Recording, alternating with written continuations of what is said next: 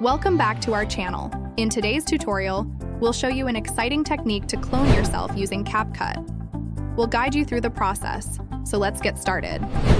First, open up your CapCut application. Import the video clips you'll be using for your clone effect. Ensure you have one video clip that will overlay the other. Place the video clip you want as the overlay on top of the other video clip. Make sure they are perfectly aligned. For better visibility, decrease the opacity of the overlay video clip to around 20%. This will allow you to trace the movement of the person in your video clips. If needed, adjust the scale and position of the person in the video clip to fill any gaps or align them properly. Now let's apply the masking effect. Click on the video section, then select Mask and choose Split. Rotate it to -90 degrees and place it between the persons in the video clips.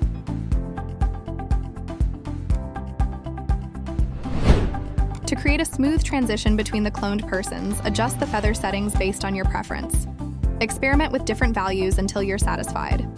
Continue adding keyframes and adjusting the feather in every movement of the person in the video clips until the end of the video.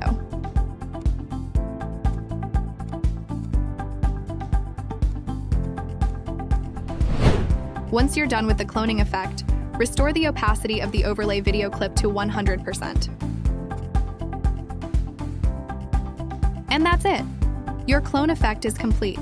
Remember, feel free to adjust all the settings according to your own preference to make your video more engaging.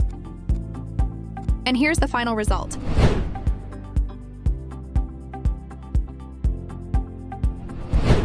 We hope you found this tutorial helpful. Thank you for watching, and see you in the next video.